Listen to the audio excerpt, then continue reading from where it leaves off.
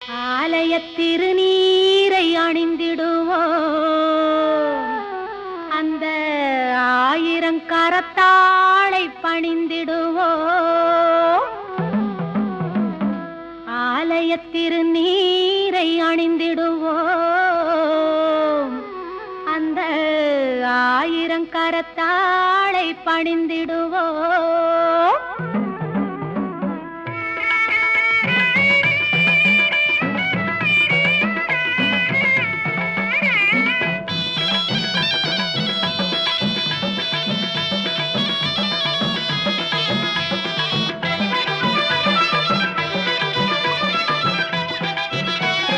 மஞ்சனத்தை பூசி வரும்